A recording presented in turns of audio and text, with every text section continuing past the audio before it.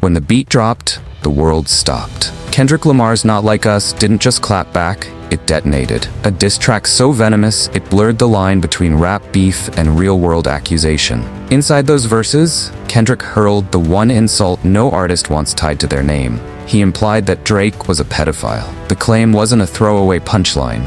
Kendrick referenced Drake's alleged connections to younger women, his controversial friendships with teenage stars like Millie Bobby Brown and Billie Eilish, and long circulating gossip about age gap relationships. Then he weaponized the imagery. The cover art for Not Like Us showed a satellite map of Drake's Toronto mansion, marked with pins, each representing a registered sex offender in the area. The message was brutal and calculated. Drake wasn't just soft, he was dangerous. The internet erupted. Memes became headlines. Headlines became lawsuits. And for the first time in his career, Drake didn't fire back in the booth. He fired back in court. In January 2025, Drake filed a defamation lawsuit against his own label, Universal Music Group. He claimed UMG promoted Kendrick's diss, knowing it could destroy his reputation and brand value. His legal team argued that the company profited from the defamation of its own artist, letting the world believe he was a predator while they cashed in on the controversy. To Drake, it was betrayal. The label that made him a star had switched sides. But to UMG, it was nonsense. They argued that rap lyrics, no matter how extreme, are protected artistic opinion,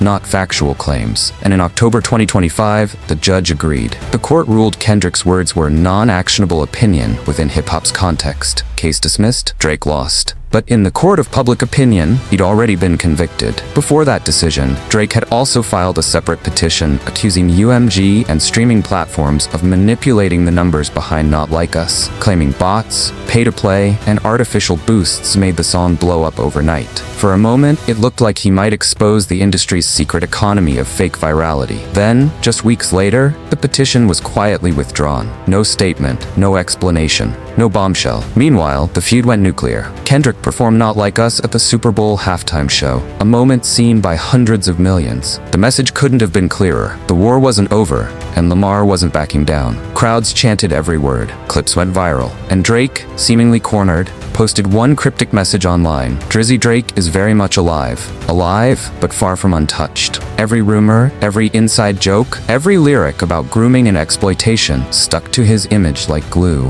Even without proof, perception had already become reality. Drake's lawsuit, meant to restore his name, only extended the conversation about it. He had tried to fight art with law, but in doing so, turned a diss track into a cultural landmark. The judge's ruling didn't just end a case, it preserved the unwritten rule of hip-hop: keep it on wax. But Kendrick's allegations didn't come from nowhere. They were built on a decade of tension, a Cold War that had finally erupted. It began in 2013, when Kendrick dropped his now legendary verse on Control, calling out every major rapper, including Drake, declaring himself the King of New York. Drake laughed it off publicly, but behind the scenes, it drew blood. From that moment, every collaboration, every lyric between them carried hidden shots. Over the years, Kendrick accused Drake of being fake, of ghostwriting, of cultural appropriation, while Drake dismissed Kendrick as overly self-righteous and bitter. Subliminals flew in both directions. Drake's The Language, Tuscan Leather, and First-Person Shooter all carried quiet digs. Kendrick fired back through The Heart Part 5, Like That, Meet the Grahams, and finally Not Like Us, the kill shot heard around the world. Meet the Grahams accused Drake of fathering secret children,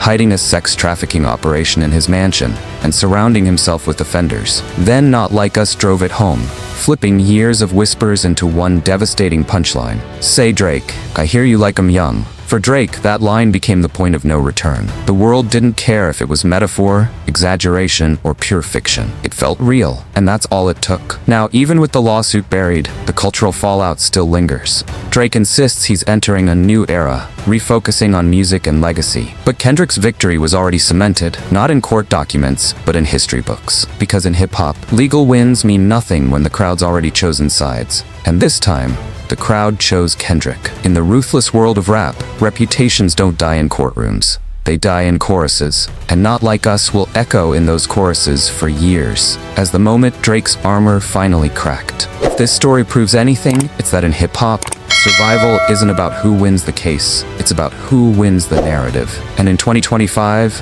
that crown belongs to Kendrick Lamar.